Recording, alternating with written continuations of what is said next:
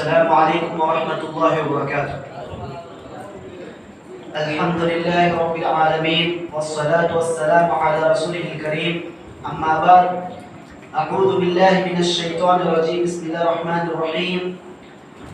أم حسب الذين اجترحوا السيئات أن نجعلهم كالذين آمنوا وعملوا الصالحات سواء محياهم ومماتهم ساء ما يحكمون. رب اشرح لي صدري ويسر لي أمري واحلل عقدة من لساني يفقهوا قولي. ربي زدني علما اللهم ربي زدني علما. అనంత కరుణామయుడు, అపార కృపాశీలుడు, సర్వలోకాల సృష్టికర్త, పాలకుడు, పోషకుడు, యజమాని అయిన అల్లాహ్ యొక్క శుభనామంతో ప్రారంభిస్తున్నాను. ఆ తర్వాత సర్వ మానవాళికి దేవుని యొక్క ఏకత్వాన్ని, సృష్టికర్త ఒక్కడే అనే సందేశాన్ని, మానవులంతా ఒకే తల్లిదండ్రి సంతానమని తెలియపరచడానికి వచ్చిన అంతిమ దైవప్రోక్త ఆఖిరీ నబీ ఖాతమున్ నబీ ముహమ్మద్ సల్లల్లాహు అలైహి వసల్లం వారిపై మరియు ఆయన యొక్క కుటుంబీకులపై, ఆయన విశ్వసించిన సహాబాలపై, విశ్వాసులపై అల్లాహ్ యొక్క శాంతి శుభాలు కురియుగాక. ఆమీన్. సోదరులారా, అల్లాహ్ యొక్క దయ వల్ల మనం ఈ చక్కటి సాయంకాలం వేళ కుదరలారా అల్లాహ్ యొక్క దయ వల్ల మనం ఈరోజు అల్లాహ్ యొక్క గృహములో కూర్చుని, మస్జిద్లో కూర్చుని అల్లాహ్కు సంబంధించిన, ప్రవక్త ముహమ్మద్ సల్లల్లాహు అలైహి వసల్లం వారికి సంబంధించిన ఏవైతే బోధనలు ఉన్నాయో, ఏవైతే వాజు నసీహత్ ఏవైతే ఉన్నాయో వాటిని తెలుసుకోవడానికి ఇక్కడ మనం కూర్చోవడం జరిగింది. ప్రవక్త ముహమ్మద్ సల్లల్లాహు అలైహి వసల్లం వారు తెలియజేస్తున్నారు, దైవదూతలు ఇలాంటి సమావేశాలలో సకీనత్, ప్రశాంతత అన్నది అవతరింపజేయడం జరుగుతుంది. మరదే విధంగా మనం ఇక్కడ ఏదైతే కూర్చున్నామో ఇలాంటి సమావేశాలలో దైవ కారుణ్యం, రహ్మతే ఇలాహి అన్నది అవతరింపజేయడం జరుగుతుంది. అంటే అల్లాహ్ యొక్క కారుణ్యం, అల్లాహ్ యొక్క రెహమత్ మనపై నాజిల్ అవుతూ ఉంటుంది, అవతరింపజేయడం జరుగుతుంది. మరి అంతేకాదు, ప్రవక్త సల్లల్లాహు అలైహి వసల్లం వారు ఏమన్నారు? దైవదూతలు తమ రెక్కలతో కప్పి ఉంచుతారు. మరి అంతేకాదు, ప్రవక్త సల్లల్లాహు అలైహి వసల్లం వారు అన్నారు, ఇటువంటి సమావేశాల్లో ఎవరెవరైతే వస్తారో, ఇటువంటి జిత్మాలు, ఇటువంటి ధార్మిక సభల్లో అయితే వచ్చి కూర్చుంటారో, ఇటువంటి వారి యొక్క పేర్లు అల్లాహ్ వద్ద ఉన్న ముకర్రబ్ ఫరిష్టాల వద్ద, దైవదూతల వద్ద అల్లాహ్ మన పేర్లను ప్రస్తావిస్తాడు. కాబట్టి దయచేసి నేను మిమ్మల్ని అడుగుతున్న ఈ విషయం ఏమిటంటే, మీకు చెబుతున్న విషయం ఏంటంటే, కాస్త నా మాటలపై శ్రద్ధ వహించండి. అందరూ కూడా ఎవరెవరైతే గోడలకు టీకా తీసుకుని ఉన్నారో వారంతా కూడా ఆ టీకాను వదిలి ముందుకు వచ్చి, ఎందుకంటే మనము శ్రద్ధగా ఎప్పుడైతే వింటామో ఆ మాట వినడం వల్ల మనలో ఏమైనా లోపాలు ఉంటే ఆ లోపాలను సరిదిద్దుకోవచ్చు, ఇస్లా చేసుకోవచ్చు, మనల్ని మనము సరి చేసుకోవచ్చు. కనుక మనం కూర్చున్నది ఏదో బయట సమావేశాలు లాంటి సమావేశం కాదు. ఇది అల్లాహ్ గృహములో అల్లాహ్ గురించి, ప్రవక్త వారి యొక్క బోధనల గురించి వింటున్నాము అంటే అదృష్టం ఉండాలి. ప్రవక్త వారు అన్నారు, మై యురీదుల్లాహు ఖైరన్ యుఫఖ్ఖిహు ఫిద్దీన్. అల్లాహ్ ఎవరికైనా మేలు చేయదలుచుకుంటే, అల్లాహ్ ఎవరికైనా భలాయి, ఖైర్, మంచి చేయదలుచుకుంటే అటువంటి వారికి అల్లాహ్ ధర్మం యొక్క, దీని యొక్క ఫెహం, దీని యొక్క అవగాహన ధర్మం యొక్క జ్ఞానాన్ని ప్రసాదిస్తాడు. కనుక సోదరులారా, ఒక్కసారి విచక్షణ జ్ఞానంతో ఆలోచించినట్లయితే, అల్లా ప్రసాదించిన ఈ బుద్ధితో మనం ఆలోచించినట్లయితే, ఎవరికీ లేని అవకాశాన్ని అల్లా నేడు మనకు ఇచ్చాడు అంటే, అల్లాహ్ దృష్టిలో, ఆ సృష్టికర్తైన దైవం దృష్టిలో మనము ఒక ఇతరులపై మనకు కొంత ప్రాధాన్యత అన్నది ఉంది అనేది దీనికి నిదర్శనం అన్నమాట. ఇందాక కూడా చెప్పడం జరిగింది, మన సోదరుడు ఏం చెప్పాడు, ఇదే సమయంలో ఎంతో మంది అనారోగ్యానికి గురై ఉన్నారు, ఇబ్బందుల్లో ఉన్నారు, ఇక్కట్లో ఉన్నారు, సమస్యల్లో ఉన్నారు, వారి స్థాయికి తగిన సమస్యలు ఉన్నారు. కొంతమంది చావు బ్రతుకుల మధ్య ఉంటే, కొంతమంది ఏమో చనిపోయి ఉన్నారు, చనిపోయిన వ్యక్తిని ముందు పెట్టుకుని ఏడ్చేవారు కొంతమంది ఉన్నారు, ఒక పిల్లవాడు పుట్టాడు అని ఆనందంతో కొంతమంది ఆనంద గడియల్లో ఉన్నారు. ఈ విధంగా ఒక్కొక్క వ్యక్తి ఒక్కొక్క స్థాయిలో ఒక్కొక్క విధంగా సమస్యల్లో ఉన్నాడు మనిషి. మరి అటువంటి సమస్య ప్రపంచంలో నుంచి అల్లా మనకు కాస్త సమయాన్ని తీసి ఇక్కడ కూర్చొని పెట్టాడు అంటే, ఇది మనం అనుగ్రహంగా భావించి మనం ఇక్కడ చెప్పే, మనం కూడా ఏదైతే, చూడండి మనమంతా కూడా ఒకటే. ఇక్కడ కూర్చోవడానికి గల ఉద్దేశం ఏమిటి, ఇక్కడ మనం ఏదైతే కూర్చున్నా నేనేమో పెద్దవాడిని కాదు, అక్కడ కూర్చున్నారు మీరేమో చిన్నవాళ్ళు కాదు, మనమంతా కూడా ప్రవక్త వారు ఏమన్నారు, ముస్లిం తోటి ముస్లింకి సోదరుడు, అల్ ముస్లిం అహుల్ ముస్లిం. ఒక ముస్లిం తోటి ముస్లింకి సోదరుడు, ఒక ముస్లిం మరొక ముస్లింకి అర్థం లాంటివాడు. నాలో ఏమైనా లోపాలు ఉంటే, నాలో ఏమైనా లోపం ఉంటే దాన్ని నీవు సరిచేయాలి, నీలో ఏమైనా లోపాలు ఉంటే నేను సరిచేయాలి. కాబట్టి మనం ఇఖ్వాన్ అంటే సోదరులము కనుక పరస్పరం మనము సత్యం గురించి, మంచి గురించి బోధించుకుంటూ ఉండాలి. ఆ యొక్క దృష్టిలో మనం ఆ మాటలను దృష్టిలో పెట్టుకుని మనం ఇక్కడ కూర్చోవడం జరిగింది. కనుక సోదరులారా, మనం ఇక ఆలస్యం చేయకుండా నేను నా యొక్క అంశంలో నేను ప్రవేశిస్తాను. నేను కనీసం ఇక్కడికి వచ్చి 4 నెలలు అవుతుంది. 4 నెలల క్రితం నేను ఒక మాట చెప్పడం జరిగింది, ఒక అంశం గురించి చెప్పడం జరిగింది, మరణం ఇది తప్పనిసరి. మరణం నుంచి ఎవరు కూడా రాయితీ అన్నది లేదు. పెద్ద పెద్ద కోటీశ్వరులు, పెద్ద పెద్ద చక్రవర్తులు, పెద్ద పెద్ద రాజులు, పెద్ద పెద్ద దేశాలను రాజ్యాలను ఏలిన రాజులు సైతం మట్టిలో కప్పబడి ఉన్నారు. ఎవరికి కూడా మరణం నుంచి రాయితీ లేదు. ఆ విషయాన్ని మనము తెలుసుకున్నాం. ఇప్పుడు నేను మీ ముందు ఒక వాక్యం చదవడం జరిగింది. సూరతుల్ జాసియా 45వ సూర 21వ వాక్యం. ఆ వాక్యంలో అల్లాహ్ ఏమంటున్నారంటే, అం హసిబల్లదీన జతరహుస్ సయ్యిఆతి అన్ నజఅలహుం కల్లదీన ఆమను వఅమిలుస్ సాలిహాత్. పాపిష్టి పనులు చేసిన వారు తమను విశ్వసించి మంచి పనులు చేసే వారిని మేము సమానంగా చేస్తామని వారందరూ అనుకుంటున్నారా? మరి తర్వాత అల్లాహ్ అంటున్నారు, ఒకే విధంగా ఉండేలా చేస్తామని వారు అనుకుంటున్నారా? చూడండి, విశ్వసించిన వారు మరి అదే విధంగా పాపిష్టి పనులు చేసిన వారు, విశ్వాసులు అవిశ్వాసులు ఎప్పటికి కూడా సమానులు కాజాలరు. విశ్వాసి యొక్క జీవితము మరణము, అవిశ్వాసి యొక్క జీవితము మరణము ఎప్పుడు కూడా ఒకే విధంగా ఉండదు అని ఈ వాక్యంలో సృష్టికర్త అయిన అల్లాహ్ చెప్పడం జరుగుతుంది. అవిశ్వాసులు అలా అనుకుంటున్నారా? ఇక్కడ అల్లాహ్ ఏమంటున్నారంటే, అం హసిబల్లదీన జతరహుస్ సయ్యిఆతి. ఏమిటి ఆ అవిశ్వాసులు, ఆ పాపాత్ములు, వారికి ఈ ఆలోచన ఉందా? వారు ఇలా అనుకుంటున్నారా? విశ్వాసులు మేము కూడా సమానులమని వారు అలా అనుకోవడము తప్పు. ఎందుకంటే విశ్వాసుల యొక్క జీవన మరణాలు, అవిశ్వాసుల యొక్క జీవన మరణాలు చాలా వ్యత్యాసం ఉంది. అవిశ్వాసి యొక్క జీవన మరణాలు ఎంతో క్లిష్టంగా ఉంటాయి, ఎంతో బాధాకరంగా ఉంటాయి. విశ్వాసి యొక్క జీవన మరణాలు ఎంతో ఆహ్లాదకరంగా ఉంటాయి, ఎంతో మంచిగా ఉంటాయి, ఎంతో సంతోషంగా ఉంటాయి అని సృష్టికర్త అల్లాహ్ ఈ వాక్యంలో ఇషారా చేయడం జరిగింది. సోదరులారా, ఈ వాక్యానికి అనుగుణంగా నా యొక్క అంశం ఉంటుంది.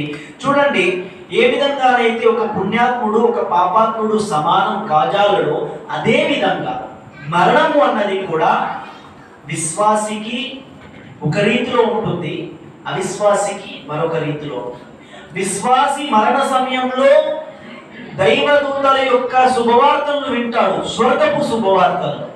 మరి అదే విధంగా అవిశ్వాసి తన యొక్క మరణ సమయంలో, శరీరం నుంచి ఆత్మ కబలించే సమయంలో, శరీరం నుంచి రూహ్ తీసే సమయంలో దైవదూతల నుంచి శుభవార్తలు వింటాడు. కానీ ఎటువంటి శుభవార్తలు? అజాబ్ యొక్క శుభవార్తలు, శిక్ష యొక్క శుభవార్తలు వింటాడు. అంటే నేటి నా యొక్క అంశం ఏమిటంటే, మరణ సమయంలో విశ్వాసికి అవిశ్వాసికి లభించే శుభవార్తలు. मरण समय मौत के वक्त ईमान वालों को और काफिरों को जो बशारत दिए जाते हैं उसमें फर्क क्या है, आज मेरा उन्मान है. చూడండి సోదరులారా, ముందుగా మనం ఒక విశ్వాసికి మరణ సమయంలో ఎలా ఉంటుంది, మరణ సమయంలో ఒక విశ్వాసి యొక్క స్థితి ఎలా ఉంటుంది అనే దాన్ని మనం చూసినట్లయితే, చూడండి మరణం మొదటిగా మనం మన మనసులో పెట్టుకోవాల్సిన విషయం ఏమిటంటే, మరణం అన్నది తప్పనిసరి. కుల్లు నఫ్సిన్ దాయికతుల్ మౌత్, మరణం నుంచి ఎవరు కూడా తప్పించుకోవడం అన్నది అసాధ్యము. మరణము ప్రతి ఒక్కరికి చేరుతుంది ఆ నిర్ణీత సమయంలో. విశ్వాసికి మరణం వస్తుంది, అవిశ్వాసికి మరణం వస్తుంది. విశ్వాసికి మరణము ఏ విధంగా వస్తుంది అంటే, ఖురాన్ అంటుంది మొట్టమొదటి శుభవార్త ఏమిటంటే, ఎప్పుడైతే ఒక విశ్వాసి యొక్క మరణము వస్తుందో ఆ సమయంలో మరణ దూతలు వచ్చి ఆ యొక్క విశ్వాసికి సలాం చేస్తారు. ఖురాన్ అంటుంది అల్లదీన తతవఫాహుముల్ మలాయికతు తయ్యిబీన యఖూలూన సలామున్ అలైకుం.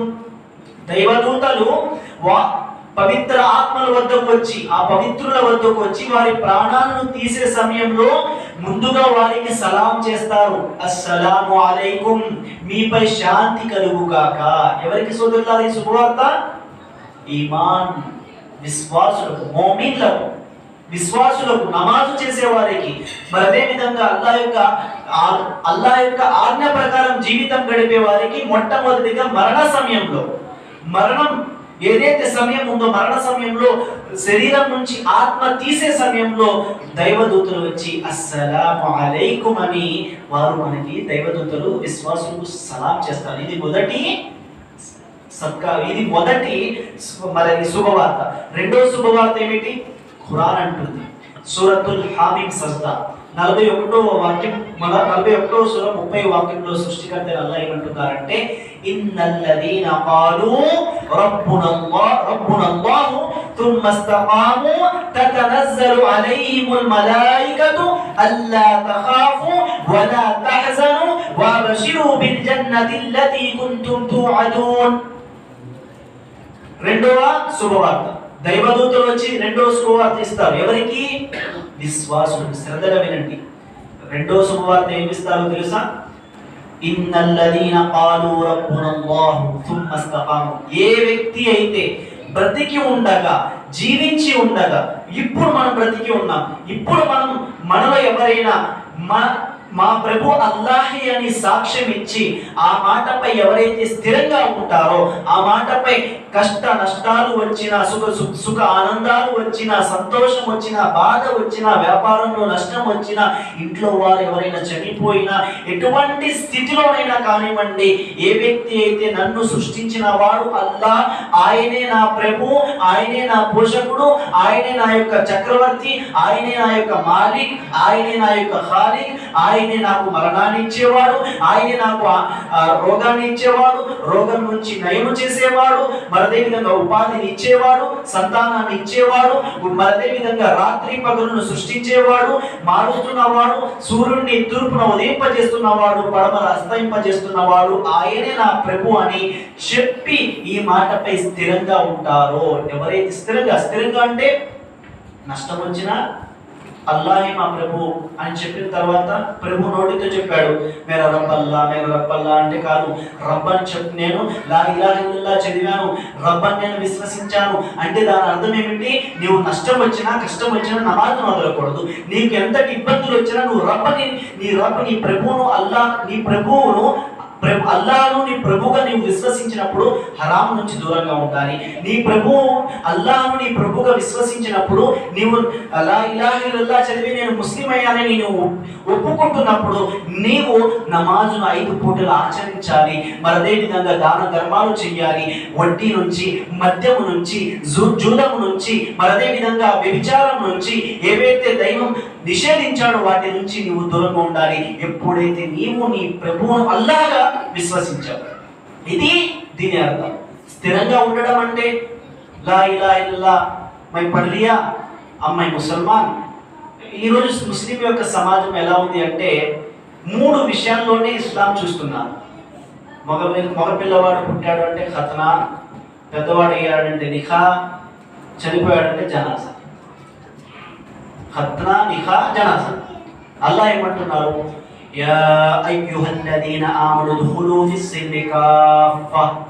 ఓ విశ్వాసులారా, మీరు ఇస్లాంలో పూర్తిగా ప్రవేశించండి. చూడండి సోదరులారా, एक बार देखो अल्लाह इस आयत में क्या फरमाते हैं, ए ईमान वालों आप इस्लाम में पूरे मुकम्मल दाखिल हो जाओ. इसका मतलब क्या है? రెండింటిని కూడా నేను యూస్ చేస్తాను. పూర్తిగా ఉర్దూ చదవడం వచ్చు, మాట్లాడడం వచ్చు, కానీ ఇప్పటి వరకు నేను ఎప్పుడు కూడా ఉర్దూలో చెప్పలేదు, కానీ ప్రయత్నిస్తాను ఇంషాల్లాహ్ చెప్పడానికి. अल्लाह आयत करीमा में क्या बोलते हैं, या अय्युहल्लज़ीना आमनु दुखुलू फिस्सिल्मि काफ़ा. वो ए ईमान वाले आप इस्लाम में पूरा मुकम्मल तौर पर इस्लाम में दाखिल हो जाओ. ఇస్లాంలో పూర్తిగా ఇస్లాంలో ప్రవేశించడం ఏమిటి? ఆల్రెడీ విశ్వసిస్తేనే కదా విశ్వాసులు అనబడతారు. మరి అల్లాహ్ వాళ్ళకి ఎందుకు ఆదేశిస్తున్నాడు అంటే కొన్నిటిని మీఠా మీఠా హమ్ హమ్ ఖట్టా కడవ తూతు అలా కాదు. మన యొక్క మనసుకు నచ్చినా నచ్చకపోయినా మనం ప్రతిదీ కూడా విశ్వసించాలి, ఆచరించాలి. ఫజర్ నమాజ్ లో చల్లగా ఉంది, బాధ పడ్లింగేలే 7 बजे 8 बजे उठते ना जब पढ़ लेंगे, అది కాదు. ఇస్లాం ఏం చెప్తుంది, నీకు ఆ సమయంలో కష్టంగా ఉన్నా నువ్వు లేగాల్సింది, ఆ సమయంలో నీకు ఎంత ఇబ్బందిగా ఉన్నా నువ్వు ఫజర్ నమాజ్ రావాల్సింది. మరి అదే విధంగా ఇప్పుడు వ్యాపారంలో మనం వ్యాపారం చేస్తూ ఉంటాం. హలాల్ కమాओ भाई, హలాల్ खाओ, హలాల్ కమాओ అని చెప్తూ ఉంటారు. क्या हो भाई हलाल कमाओ हलाल खाओ कहते, आज दुनिया दिखे तो पूरा सूद के ऊपर चलता है. सूद नहीं सर का व्यापार होता नहीं, सूद नहीं सर का खा सकते नहीं, रोजी रोटी कमा सकते नहीं, कैसा जीते भाई? सूद लेना ही पड़ता. अक्कड़ स्थिरत्व इस्तिकामत वही पर बताना चाहिए. इस्तिकामत का मतलब आपको अमल करना मुश्किल हो जाएगा, उस वक्त जो इस्तिकामत बताता उस वक्त जो अमल करता वही इस्तिकामत है. जो इस तरह जिंदगी जो बसर करता, जो जिंदगी गुजारता, उसके मौत के वक्त फरिश्ते आपको क्या बोलते, क्या बशारत देते, अल्लाह तखाफू वला तहज़नु. ये ईमान वाले आप गमगीन ना हो जाओ, आप दुखी ना हो जाओ. ఓ విశ్వాసులారా, మీరు భయపడకండి, దుఃఖించకండి. గమ్ మత్ హో జాओ అంటే మీరు దుఃఖించకండి. మరి అదే విధంగా ఖౌఫ్ మత్ హో జాओ, ఖౌఫ్ करने की जरूरत ही नहीं आप, क्योंकि आपको जो वादा अल्लाह ने किया है ना जन्नत का, वो आप उस जन्नत की बशारत सुनो. మీకు ఏదైతే అల్లాహ్ వాగ్దానం చేశాడో ఆ వాగ్దానం యొక్క శుభవార్తను మీరు వినండి. అంటే మరణ సమయంలో దైవదూతలు మనకు స్వర్గం యొక్క శుభవార్తను అందజేస్తారు. ఎవరికి సోదరులారా? విశ్వాసులకు. ఇది రెండో శుభవార్త. మరి అదే విధంగా మూడో శుభవార్త ఏంటంటే, మరణ సమయంలో విశ్వాసికి దైవదూతులు వచ్చి అల్లాహ్ యొక్క ప్రసన్నత నీకు దొరికింది, అల్లాహ్ తెరిసి ఖుష్ హై, అల్లాహ్ తెరిసి రాజీ హై అని దైవదూతలు మనకు బషారత్ ఇస్తారు. అల్లాహ్ ఖురాన్ లో సూరతుల్ ఫజర్ లో అంటున్నారు, యా అయ్యుహన్ నఫ్సుల్ ముత్మయిన్నా, ఏ ఇత్మినాన్ వాలే నఫ్స్, ఓ మనశ్శాంతి, ఓ ప్రశాంతత చెందిన మనసా, ఇర్జిఈ ఇలా రబ్బికి రాదియతం మర్దియా, चल तेरी रब की तरफ, वो रब तेरे से राजी है और तू उस रब से खुश है. तब उसके बाद अल्लाह फरमाते हैं फदखुली फी इबादी, इसलिए फदखुली फी इबादी, तू उस अल्लाह के मुकर्रब बंदे के साथ तू मिल जा, उसके वो बंदों के साथ तेरी दाखिल हो जा, उस बंदों में तू शामिल हो जा. उसके बाद अल्लाह फरमाते हैं वदखुली जन्नती, तू जन्नत में दाखिल हो. सुदल्लारा भाइयों, इस आयत में अल्लाह फरमाते हैं, क्या फरमाते हैं? जो इत्मीनान दिल है, जो अल्लाह पर ईमान लाया, जो अल्लाह पर ईमान ला के जिंदगी में जिंदगी गुजारा, मुश्किल वक्त के ऊपर, खुशी के मौके पर भी, गम के मौके पर भी, वो दोनों औकात में नमाज को तर्क किया नहीं, नमाज को छोड़कर उसकी जिंदगी गुजारे ने, हर वक्त वो नमाज की पाबंदी किया, अल्लाह की बात मानकर कुरान और हदीस के बात के ऊपर उसका जिंदगी गुजारा, और उसके मौत के वक्त पर फरिश्ते का बशारत ये है कि ये मुतमईन दिल, ये मुतमईन नफ्स, तू अल्लाह से राजी हो जा, उस अल्लाह ने तेरे से भी राजी है। भाइयों, थोड़ी गौर से सुनने की बात यह है कि हम इस मकाम पर हम गौर करना, ఈ యొక్క ప్రదేశంలో మనము ఆలోచించాలి. ఎందుకని మరణం అన్నది ప్రతి ఒక్కరికి వస్తుంది. మరణము రావడం సహజం, కానీ ఇటువంటి సువార్తలు రావడము చాలా అరుదు. మనం చనిపోయే సమయంలో మనం ఇటువంటి శుభవార్తలను పొందడానికి ప్రయత్నించాలి. ఒకసారి ఆలోచించండి, దైవదూత వచ్చి ఓ ప్రశాంతత మనసా, ఓ ముత్మైన్ మనసా, నీవు అల్లాహ్ నీతో సంతోషంగా ఉన్నాడు, నువ్వు అల్లాహ్తో సంతోషంగా ఉన్నావు, అల్లాహ్ యొక్క దాసులలో నువ్వు చేరిపో, మరి నువ్వు స్వర్గంలో చేరిపో అంటే ఇది ఎంతటి పెద్ద శుభవార్త.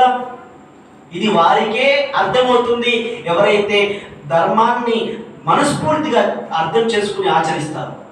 సాదాసీదా మనుషులకి ఇది అర్థం కాదు. సోదరులారా, ఒకసారి ఆలోచించండి, జీవితం తాత్కాలికం, చిన్న జీవితం, మరణం ఏ సమయంలోనే వస్తుంది. నిన్న నాకు ఒక చోట మచిలీపట్నంలో ఒక చోట 108 వెళ్తుందన్నమాట. అందులో ఎవరున్నారో తెలియదు. అక్కడ చాలా స్పీడ్ హార్న్, వాళ్ళ యొక్క సైలెన్సర్ ఏదైతే ఉంటుందో చాలా వేగంగా వెళ్తున్నాడు. చుట్టూ ఎటువంటి స్థితిలో ఉన్నాడో తెలియదు. మనం ఇక్కడ ఉన్నాం, ఆ స్థితి అల్లా మనకి ఇవ్వచ్చుగా, ఇచ్చే శక్తి ఆయనకు ఉంది. ఆ పరిస్థితి రాకముందే మనల్ని మనం అల్లాహకు ప్రియులుగా, అల్లాహ్ యొక్క దాసులుగా మలుచుకోవాలి. సోదరులారా, తర్వాత విశ్వాసి యొక్క ప్రాణాన్ని ఎలా తీస్తారో తెలుసా? విశ్వాసి యొక్క ప్రాణాన్ని తీసేందుకు దైవదూతలు వస్తారు. దైవదూతలు ఎంతో సూర్యుని యొక్క ప్రకాశవంతమైన తేజస్సును కలిగి, ముఖాలను కలిగి వారు వస్తారు. వచ్చి దైవదూతలు విశ్వాసి యొక్క ఆత్మను ఎలా తీస్తారు అంటే, ఏ విధంగానైతే ఇప్పుడు ఈ మూత ఉంది కదా, దీన్ని తీసి మనం దీన్ని ఇలా పెడితే ఏ విధంగానైతే నీళ్లు ఏ అడ్డంకు లేకుండా నీళ్ళ తిత్తులోంచి నీళ్ళు ఏ విధంగానైతే వచ్చేస్తాయో, ఆ విధంగా మన యొక్క దేహాల నుంచి, విశ్వాసి యొక్క దేహం నుంచి, శరీరంలో నుంచి ఆత్మ అన్నది అంత సులభంగా వస్తుంది. ఇది విశ్వాసికి మాత్రమే, మోమిన్కి మాత్రమే. మరి అదే విధంగా ఆ సమయంలో విశ్వాసి యొక్క ఆత్మ ఎప్పుడైతే తీయడం జరుగుతుందో, వెంటనే స్వర్గం నుంచి స్వర్గదూతలు స్వర్గం యొక్క కఫన్, మనం ఇక్కడ ఏదైతే కాటను, ఏదైతే 3 యొక్క కఫన్ వస్త్రాలు వేస్తామో దానికన్నా ఎన్నో రెట్ల మేలైన వస్త్రాన్ని స్వర్గం నుంచి దైవదూతలు తీసుకువచ్చి వెంటనే ఆత్మను దానిలో చుట్టుకుని వెంటనే వారు ఆకాశ ప్రయాణం చేస్తారు. చేరుకుని అక్కడ దైవదూతలు అడుగుతారు, ఈ శుభాత్మ ఎవరిది, ఈ యొక్క ఆత్మ ఎవరిది అని ప్రశ్నించగా, ఇది ఫలానా వ్యక్తి యొక్క ఫలానా వ్యక్తిది అని ఆ దైవదూతలు చెప్తారు. ఆ దైవదూతలంతా కూడా 7 ఆకాశాలు ఎదిన తర్వాత అల్లా ఈ యొక్క వ్యక్తి, ఈ యొక్క ఆత్మను ఈయనలో నమోదు చేయండి అని చెప్పడం జరుగుతుంది. అల్లాహ్. మరి ఆ తర్వాత ఆ యొక్క ఆత్మను తీసుకొచ్చి శరీరంలో పెట్టడం జరుగుతుంది. ఇక ఆ తర్వాత సమాధి జీవితం. అది చూడండి, ఇక్కడ మొత్తం కన్క్లూజన్ ఏమిటంటే, సారాంశం ఏమిటంటే, ఒక విశ్వాసికి మరణ సమయంలో అతని యొక్క ముఖంపై ఒక ఆహ్లాదకరమైన ముఖం ఉంటుంది. అతని యొక్క ముఖంపై ఒక నూరు అన్నది ఉంటుంది. మరణ సమయంలో అది ఒక రకమైన వెలుగు అన్నది ఉంటుంది. ప్రవక్త వారు చెప్పడం జరిగింది,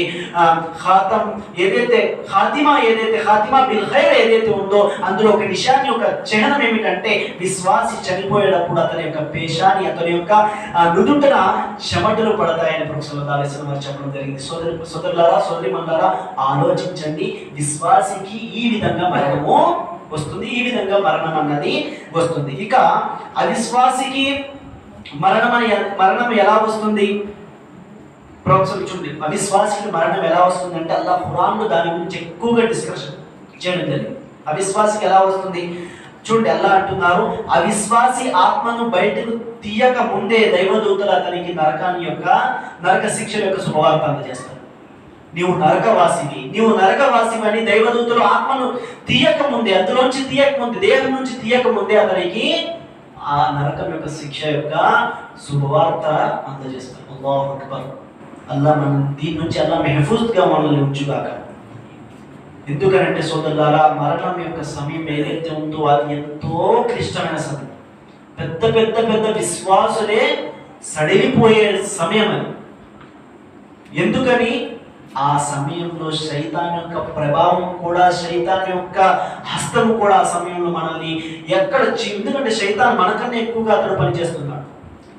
శైతాన్ మనకన్నా ఎక్కువగా అతడు 24 గంటలు మనపై ప్రయత్నం చేస్తున్నాడు. మనం అది అర్థం చేసుకోలేదు. అల్లా అంటున్నారు, శైతాన్ మనిషికి బహిరంగ శత్రువు. మనిషిని 4 దిక్కులా అతడు మనల్ని చుట్టుముట్టి ఉన్నాడు. మనల్ని నమాజుల నుంచి దూరం చేయడం, అదేవిధంగా మంచి పనుల నుంచి దూరం చేయడం, మనల్ని మంచి పని నుంచి దూరం చేసి మద్యానికి అలవాటు చేయడం, వ్యభిచారానికి అలవాటు చేయడం, జూదం దీనికి అలవాటు చేయడం, యవ్వనస్తులను వ్యసనాలకు లోను చేసి అతడు ఆ వ్యసనాల్లోనే అతడు మంచిగా అతడు చూపించడం, ఇవన్నీ కూడా శైతాను చేస్తాడు. మన సంతానాన్ని మనం దాని గురించి హెచ్చరించకపోతే మన సంతానం అదే ప్రమాదంలో, అదే లోయలో పడిపోతుంది. మొట్టమొదటిగా అవిశ్వాసికి, కాఫీరికి శిక్ష ఏదైతే మరణం యొక్క సమయంలో అతని యొక్క ఆత్మ ఎలా తీయబడుతుంది అంటే, ఆ తీయక ముందే అతనికి నరకం యొక్క శిక్ష యొక్క శుభవార్త చేస్తారు. విశ్వాసికి వచ్చి సలాం చేస్తారు, అవిశ్వాసికి శిక్ష యొక్క శుభవార్త అందజేస్తారు. ఆ తర్వాత అవిశ్వాసి యొక్క ఆత్మను తీసేటప్పుడు దూతలు వారికి ఆ ఆత్మ ఎప్పుడైతే తీయడం జరుగుతుందో చెంపలపై, మరి అదేవిధంగా వారి యొక్క బిరుదులపై వారిని కొడుతూ ఉంటారు దేవదూతలు. అల్లాహు అక్బర్. మనలాంటి దెబ్బలు కాదండి దేవదూతలు కొట్టే దెబ్బలు. మనము ఒక వ్యక్తి ఏదైనా రాటించి కొడితే మనం పడిపోతాం. దైవదూతలు కొట్టడం అంటే మామూలు విషయం కాదు. వారి యొక్క తాహత్, వారి యొక్క శక్తి, వారి యొక్క బలం ఎంత అంటే, వారు అల్లా యొక్క కొంతమంది దేవదూతలు ఎలాంటి వారు ఉన్నారంటే అల్లా యొక్క సింహాసనాన్ని మోస్తున్నారు. అల్లాహు అక్బర్. అటువంటి బలాన్ని కలిగి ఉన్న దేవతలు, ఒక్కొక్క దేవదూతకు 600 రెక్కలు ఉన్నాయని ఖురాన్ అంటుంది. అల్లాహు అక్బర్. అలాంటి దైవదూతలు మరి మరణ సమయంలో ఒక అవిశ్వాసికి చెంపలపై, అతని యొక్క బిరుదులపై అతన్ని వాయిస్తూ ఉంటాయి ఖురాన్ చెప్పడం జరుగుతుంది. ఇది రెండవ శుభవార్త. మరి అదే విధంగా అవిశ్వాసి ప్రాణం తీయడానికి నల్లటి ముఖాలతో భయంకరమైన దైవదూతలు వస్తారు. ఒక్కసారి ఊహించుకోండి, ఒకసారి మనల్ని మనం ఆ యొక్క ప్రదేశానికి ఒక్కసారి ఆలోచించండి. ఆ సమయంలో ఒకవేళ నేను కూడా ఆ పరిస్థితుల్లో ఉంటే ఎలా ఉంటుంది? అందరూ మన పక్కనే ఉంటారు, మన చుట్టూనే ఉంటారు, మనం అక్కడ పడుకుని ఉంటాం. పరిస్థితి ఏమిటో మనకు తప్ప వారికి తెలియదు. ఎందుకని? విశ్వాసి, ఒక చనిపోయే వ్యక్తి పరదా ఏదైతే గైబ్ ఉందో ఆ గైబ్ యొక్క పరదాను ఎత్తివేయడం జరుగుతుంది. అతడు బ్రతికి ఉన్న వ్యక్తి చుట్టుపక్కల ఉన్న వ్యక్తులు చూడలేని వాటిని చూస్తూ ఉంటాడు, దైవదూతలను చూస్తూ ఉంటాడు. ఒకసారి అతని యొక్క పూర్తి మైండ్ బ్లాక్ అయిపోతుంది, అతని యొక్క పరిస్థితి మొత్తం కూడా మారిపోతుంది. అతని వద్ద దైవదూతలు వస్తారు. మంచివారైతే దైవదూత పక్కన కూర్చుని ఉంటారు, అతని కనుచూపు మేరకు ఉంటారు. అతడు విశ్వాసి అయితే అల్లాహ్ను కలవాలని అతడు ఆరాటపడుతూ ఉంటాడు.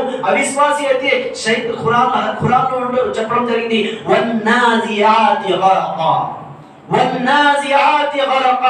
దైవదూతలు అవిశ్వాసి యొక్క ప్రాణాలను ఎలా తీస్తారు అంటే, ఆ అవిశ్వాసి యొక్క ఆత్మ అల్లాహ్ను కలవడాన్ని అసహ్యించుకుంటుంది, దైవదూతలకు చిక్కడానికి అసహించుకుంటుంది.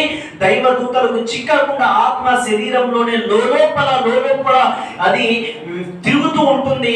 ఆ ఆత్మను తీయడానికి దైవదూతలు ఎలా ప్రయత్నిస్తూ ఉంటారు అంటే, ప్రవక్త వారు చెప్పడం జరిగింది, తడి గుడ్డను ఒక ముళ్ళ కంపపై, ఒక ఏదైతే ఇనుము ఉంటుందో, ఏదైతే ముళ్ళ చెట్లు ఉంటాయో ఆ ముళ్ళ చెట్లపై ఒక కాటన్ గుడ్డను, తడి గుడ్డను వేసి ఒకేసారి లాగితే ఏ విధంగా అయితే చీరిపోతుందో ఆ విధంగా దేహంలో అది చీల్చుకుంటూ దేవదూతలు అతని యొక్క ఆత్మను లాగడం జరుగుతుంది. అల్లాహుమ్మా సల్లిమ్ అల్లాహుమ్మా సల్లిమ్. అల్లాహ్ మనల్ని క్షమించుగాక, అల్లాహ్ మనల్ని కాపాడుగాక. సోదరులారా, ఈ దశ ఇది తప్పనిసరిగా మనం విశ్వసించినా విశ్వసించకపోయినా సూర్యుడు తూర్పున ఉదయిస్తున్నాడు అన్నది ఎంత నగ్న సత్యమో అదే విధంగా ఇది జరగడం కూడా అంతే సత్యం. తూర్పున సూర్యుడు ఏదో ఒక రోజు అస్తమించకపోవచ్చు, ఇది అబద్ధం అవుతుందేమో, కానీ ప్రవక్త వారు అల్లా చెప్పిన మాట అసత్యం అన్నది ఎన్నటికి కూడా కాదు. ఇది సత్యము, ఇది జరగాల్సిందే. దీని నుంచే మన జీవితము సమాధి వరకు చేరుతుంది. ఒక్కసారి మన మస్తిష్కాల్లో మనం ఒక్కసారి ప్రశ్నించుకోవాలి, మనం అల్లా చెప్పిన జీవితం మనం అల్లా చెప్పిన విధంగా జీవితం గడుపుతున్నాము? మనం విశ్వాసిగా ఉన్నామా? విశ్వాసిగా కాకుండా విశ్వాసిగా కాఫీర్గా మునాఫిక్గా మనం జీవితం గడుపుతున్నామా? సోదరులారా, ఒక్కసారి एक बार हम सोचने की मकाम है. थोड़ा కాస్త మనం ఆలోచించండి. మనం అల్లాహను సంతోషపెట్టే కార్యాలు చేస్తున్నామా లేక అల్లాహకు అయిష్టమైన కార్యాలు చేస్తున్నామా? ఎందుకంటే జీవితం ప్లాట్ఫామ్ పై ఎవరైతే జీవితం గడుపుతారో వారు కూడా గడుపుతున్నారు, మనం కూడా గడుపుతున్నాం. మనకు సత్యం తెలిసి కూడా మనం వారిలా గడుపుతున్నాం, వారికి ఏమీ తెలియకపోయినా వారు వారిలాగానే గడుపుతున్నారు. ఒక్కసారి ఆలోచించండి సోదరులారా. అవిశ్వాసి యొక్క ఆత్మ మరి అదే విధంగా అవిశ్వాసి ప్రాణం తీసే దూతలు తమ వెంట ఏం తీసుకొస్తారు? విశ్వాసికి అయితే తెల్లటి వస్త్రాన్ని తీసుకొస్తారు. అవిశ్వాసి యొక్క ఆత్మను తీసుకునేందుకు గోడి సంచిని తీసుకొస్తారు. అతి భయంకరమైనది, అతి హేళనమైనది. మరి అదేవిధంగా అవిశ్వాసి యొక్క ప్రాణం తీయక ముందే దూతలు ఆ విశ్వాసిని, ఓ పవిత్ర ఆత్మ, అపవిత్రమైన ఆత్మ, నీ శరీరం నుంచి రా, నీ ప్రభు యొక్క ఆగ్రహం వైపునకు పద అని ఆ ఆత్మను పిలుస్తాడు. మరి ఆ తర్వాత సోదరులారా, చనిపోయేటప్పుడు అవిశ్వాసి ఆత్మ నుండి ఈ భూమి మీద అత్యంత దారుణంగా కుళ్ళిన మృతదేహం నుంచి ఎంతైతే వాసన వస్తుందో అంతకన్నా ఎక్కువగా వాసన వస్తుంది.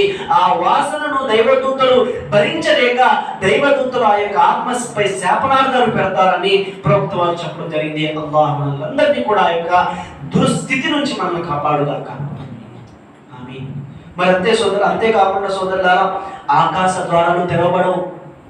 అవిశ్వాసి యొక్క ఇప్పుడు విశ్వాసి అయితే 7 ఆకాశాల ప్రయాణం చేస్తాడు. అతని యొక్క ఆత్మ 7 ఆకాశాల వరకు వెళ్ళి సిదరతుల్ ముంతహా వద్ద వెళ్ళి అక్కడ ఆగి అల్లాహ్ నిర్ణయిస్తాడు, ఇతన్ని నమోదు చేయండి, అక్కడ చెప్పడం జరుగుతుంది. కానీ అవిశ్వాసి యొక్క ఆత్మ ఆకాశాలపై కూడా వెళ్తూ ఆకాశం నుంచి అక్కడి నుంచి గిరాటు వేయడం జరుగుతుంది. అతను నేరుగా వచ్చి భూమి మీద అతనికి ఆత్మ పడుతుంది అని ప్రవక్త చెప్పడం జరిగింది. మరి అంతేకాదు సోదరులారా, తర్వాత చెప్పడం జరిగింది, అతని యొక్క ఆత్మను సిజ్జీన్లో నమోదు చేయడం జరిగింది. కల్లా ఇన్న కితాబల్ ఖురాన్ అల్లాహ్ చెప్తున్నాడు, నిస్సందేహంగా సిజ్జీన్ ఇది అల్లాహ్ యొక్క ఇది ఎక్కడ ఉంటుంది? భూలోకంలో, పాతాళ లోకం అని అంటారు కదా, అక్కడ ఖైర్ ఖానా అన్నమాట. సిజ్జీన్ ఖైర్ ఖానా అక్కడ ఉంటుంది. ఆ విశ్వాసులు అక్కడ చేరవేయబడతారు. తర్వాత సోదరులారా, ఈ విధంగా ఒక విశ్వాసికి మరణం ఈ విధంగా వస్తుంది. ఒక విశ్వాసి యొక్క మరణము, అతడు అల్లాహ్కి ఎప్పుడైతే అతడు త్వరపడతాడు, అల్లాహ్ను కలవాలి, నేను అల్లాహ్ను కలవాలని అతడు అల్లాహ్ను కలిసేందుకు అతడు సంతోషంగా ఉంటాడు. మరి అదే విధంగా ఒక అవిశ్వాసి అల్లాహ్ను కలవడాన్ని అతడు అసహించుకుంటాడు. ఎందుకని? అతని యొక్క కళ్ళపై ఉన్న పరద ఏదైతే ఉందో, గైపై ఉన్న పరద ఏదైతే ఉందో అది తొలగిపోయింది. అతడు పూర్తిగా అర్థమైపోతుంది, ఏదైతే నేను జీవించి ఉన్నప్పుడు నాకు ఇలా వాజు నసీహత్ ద్వారా నాకు తెలియపరిచారు, నమాజ్లో లాభం ఉంది, అదేవిధంగా ఖురాన్ చదవాలి, ఖురాన్ యొక్క ప్రకారం మనం జీవితం గడపాలని నాకు ఎన్నోసార్లు నాకు చెప్పారు, బోధించారు. కానీ నేను చెయ్యని కారణంగా ఏదైతే శిక్షలు ఉన్నాయో దాని గురించి కూడా హెచ్చరించారు. కానీ నేను ఏమాత్రం పట్టించుకోలేదు. దాని యొక్క శిక్షలు నేను ఇప్పుడు కల్లారా చూస్తున్నాడని ఆ చనిపోయే వ్యక్తి అవిశ్వాసి అతడు పూర్తిగా తెలుసుకుంటాడు. అప్పుడు తెలుసుకుని బాధపడతాడు, అప్పుడు తెలుసుకుని అతడు ఏడుస్తాడు. కానీ అప్పుడు రక్తపు కన్నీటి ప్రార్థన చేసిన అల్లాహ్ దాన్ని స్వీకరించు.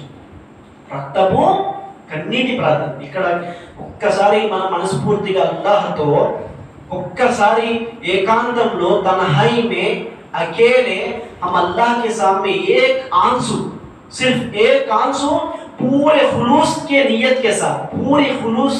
के साथ एक आंसू अल्लाह के सामने तौबा करके गिरा दे, अल्लाह जन्नत में हमारी घर बना देगा। एक आंसू या एक आंसू गिराए तो अल्लाह के सामने रो रो कर हम तौबा कर ले तो हमारी जिंदगी यहाँ बन जाती है और आखिरत में बन जाती। अगर या घमंडी कर कर या अल्लाह इतराते हुए या बेईमानी से बेअमली से जिंदगी गुजारे तो वह खून के आंसू रोने से भी फायदा नहीं, वह खून के आंसू रोने से भी फायदा नहीं। अल्लाह सुब्हानहु व तआला वह मौका नहीं देगा। मेरे माँ और बहनों, समझो ये जिंदगी बहुत कीमती वाली है। अब आपके सामने दो बातें मैं तो रख दी, एक ईमान वाले की मौत, एक बेईमान काफिर की मौत। उस वक्त उसकी रूह कैसा कब्जा होती, फरिश्ते कई किस तरह उसकी रूह निकालते, बोल के मैं आपके सामने दो बातें भी दोनों के बारे में रख दिया। अब फैसला हम कर रहे हैं, मैं और आप फैसला करना है क्या है। अब तो हमको अभी वक्त मौत का वक्त नहीं आया, कब आता है कि नहीं मालूम। अब मौत का वक्त आने से पहले हम मोमिन बनना है, मौत का वक्त आने से पहले हम ईमान वाले बनना है, हम मौत का वक्त आने से पहले हम सही मुसलमान बनना है, हम मौत का वक्त आने से पहले अल्लाह के बंदे बनना है, हम मौत का वक्त आने से पहले शैतान से जंग लड़ना है, हम मौत का वक्त आने से पहले हम मोहम्मद सल्लल्लाहु अलैहि वसल्लम के पैरोकार, हम मोहम्मद सल्लल्लाहु अलैहि वसल्लम के मुती फरमा बरदार, मोहम्मद सल्लल्लाहु अलैहि वसल्लम के उनके कदमों के तले हम उनके क्या बोलते ఆయన అనుచరులుగా మనం జీవితం గడిపాలి సోదరులారా। కనుక ఇప్పుడు నేను మీ ముందు ఒక్క అంశం చెప్పి ఒక్క విషయం చెప్పి నా యొక్క అంశాన్ని ముగిస్తాను। అదేమిటంటే రెండు విషయాలు నేను మీ ముందు పెట్టడం జరిగింది। ఒక విశ్వాస యొక్క మరణం ఎలా ఉంటుంది, ఒకటి అవిశ్వాస యొక్క మరణం। ఒక 10 నిమిషాల తర్వాత అదాని ఇవ్వండి ఇన్షాల్లా। చూడండి, ఇప్పుడు చివరిలో విశ్వాసిగా మనం మారాలనుకుంటున్నామా, విశ్వాసిగా మారాలి అనుకుంటే ఏం చేయాలి? ఖురాన్లో సూరతుల్ మోమినూన్ 23వ సూర 1 నుంచి 10 వాక్యాలలో అల్లాహ్ ఏమంటున్నారు? ఖద్ అఫ్లహల్ ముమినూన్, ఈమాన్ వాలే కామయాబ్ హోగే, విశ్వాసులు సాఫల్యం పొందారు।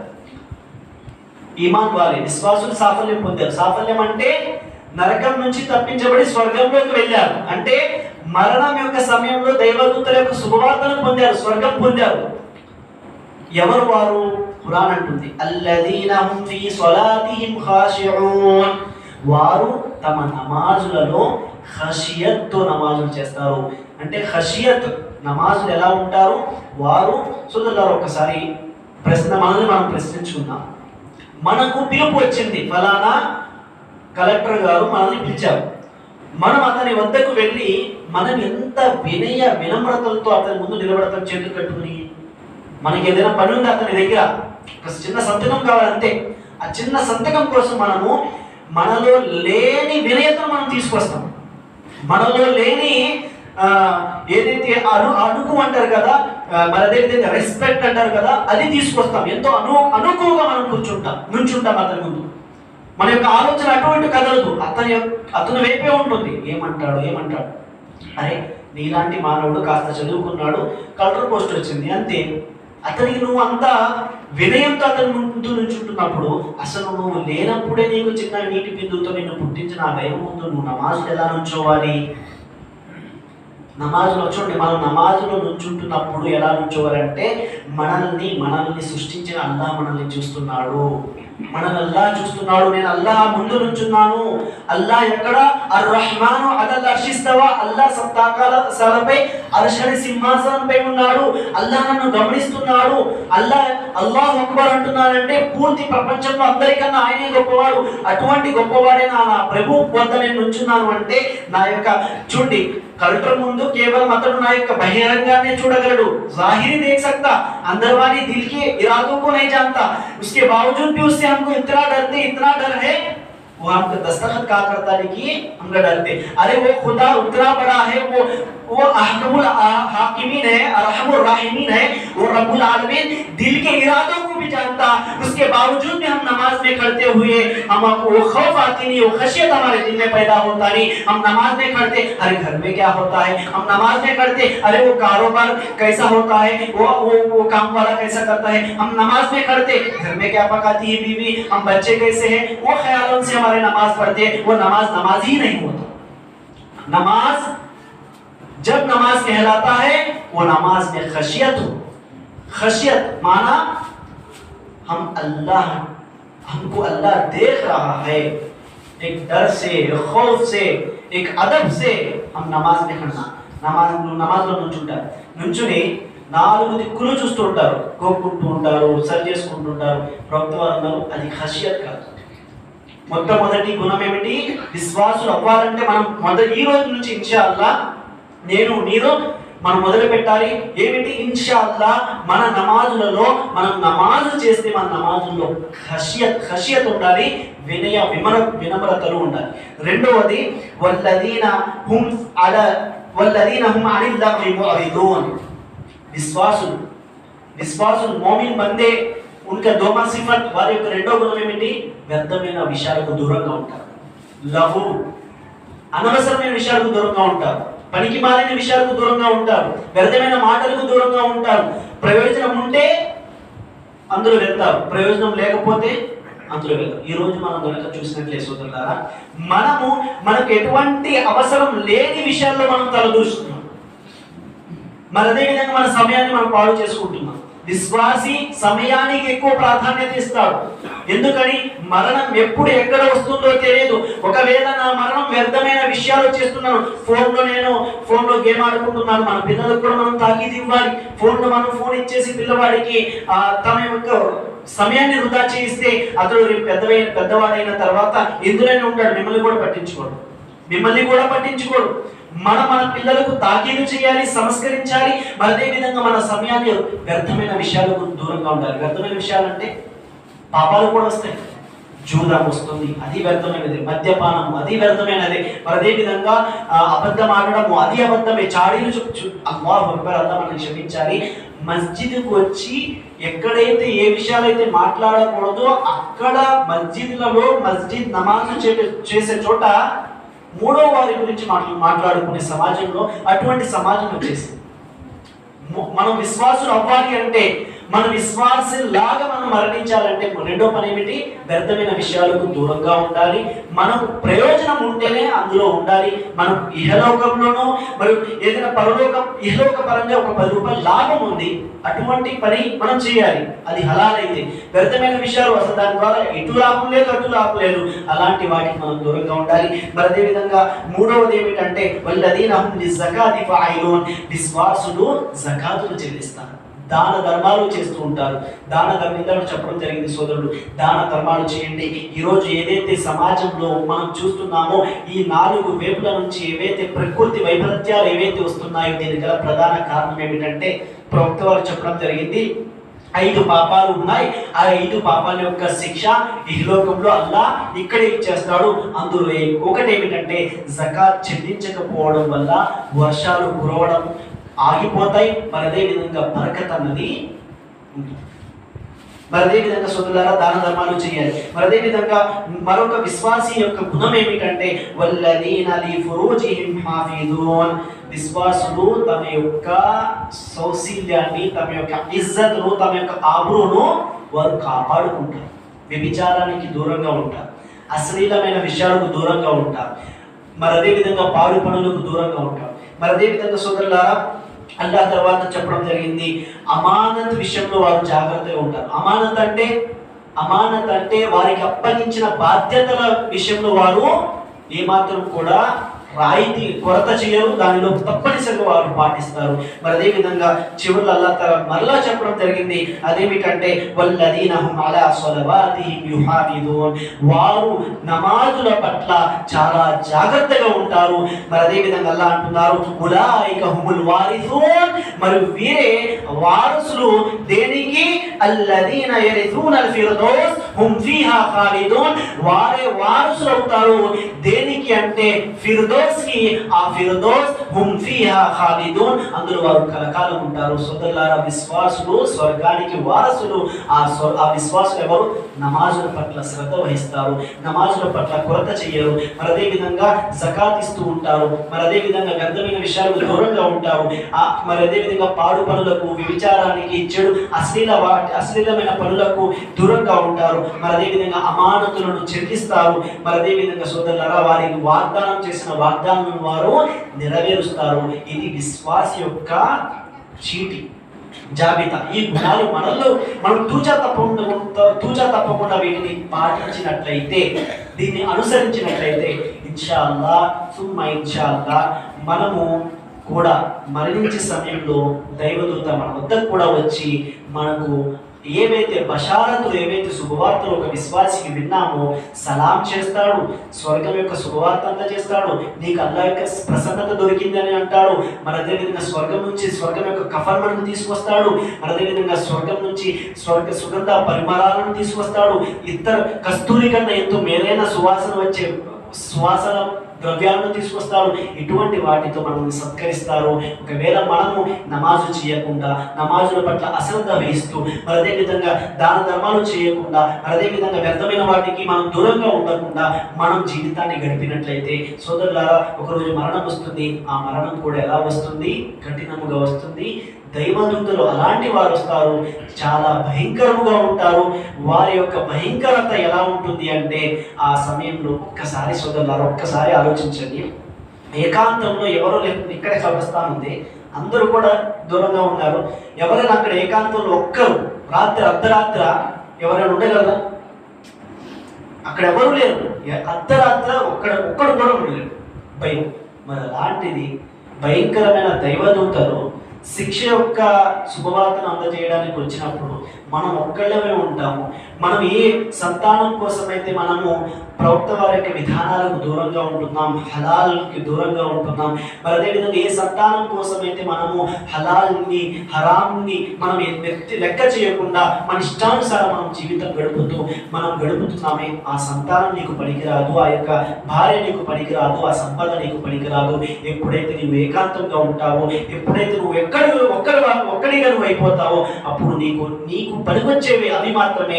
నీవు చేసుకున్న నమాజ్ నీకు పనికొస్తుంది, నీవు చేసుకున్న దాన ధర్మాలు నీకు పనికొస్తాయి. కనుక సోదరులారా చివరిలో ఒక్క మాట చెప్పి నా యొక్క అంశాన్ని ముగిస్తాను. అదేమిటంటే చావు బ్రతుకులు మన దగ్గర మన ఆధీనంలో లేనప్పుడు చావు బ్రతుకుల మధ్య ఉన్న ఈ జీవితం కూడా మన ఇష్టానుసారం మన జీవితం గడపడానికి మనకు అధికారం లేదు.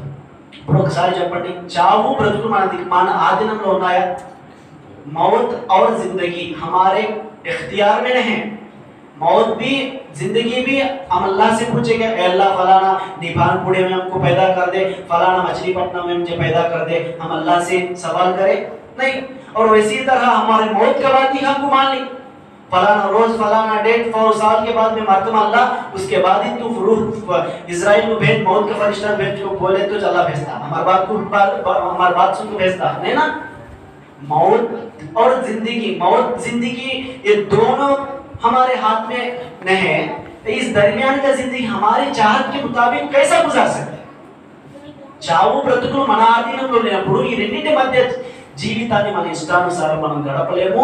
ఏ విధంగా అయితే చావు బ్రతుకులు ఆ దేవుని ఆధీనంలో ఉన్నాయో అదే విధంగా ఈ రెండింటి మధ్య ఉన్న జీవితం ఏదైతే ఉందో 50, 60, 80 ఈ రెండింటి మధ్య ఉన్న జీవితం కూడా ఆ దైవం చెప్పినట్లుగానే జీవితం గడపాలి, ఆ అల్లాహ్ చెప్పినట్లుగానే జీవితం గడపాలి. కనుక సోదరులారా ఇలాంటి ప్రసంగాలు ఎన్నైనా పెట్టండి, మనకు అప్పుడే మార్పు వస్తుంది ఎప్పుడైతే మనం మారాలి అనే సదుద్దేశంతో సత్సంకల్పంతో మనం కూర్చుంటాం. అల్లాహ్ ఖురాన్లో సూరతుల్ రాద్ అంటున్నారు, ఓ ప్రవక్త ఏ వ్యక్తి అయితే తను తాను మార్చుకోవడానికి అతడు ప్రయత్నించడం లేదు, ఏ వ్యక్తి అయితే ఏ సమాజం అయితే తను తాను మార్చుకోదో అప్పటి వరకు నేను కూడా అతన్ని మార్చను, అప్పటి వరకు ఆ సమాజాన్ని కూడా నేను మార్చను. కనుక మనం ఇక్కడికి ఎన్నిసార్లైనా రండి, మనము ఎప్పుడైతే మనల్ని మనం మార్చుకోవడానికి ప్రయత్నిస్తామో అప్పుడే అల్లాహ్ కూడా మనకు సహాయపడతాడు, అల్లాహ్ కూడా మనకు సహకరిస్తాడు. కనుక చివరిలో అల్లాహ్తో దుఆ అనగా వల్ల చెప్పేదానికన్నా వినేదానికన్నా దాన్ని ఆచరించే సౌభాగ్యాన్ని మా అందరికీ ప్రసాదించు.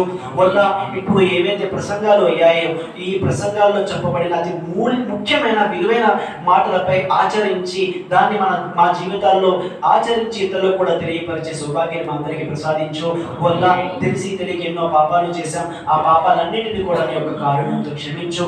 వల్ల మేము చేసే ప్రతి కార్యంలో కూడా ఇఖ్లాస్ని ప్రసాదించు, చిత్తశుద్ధిని ప్రసాదించు.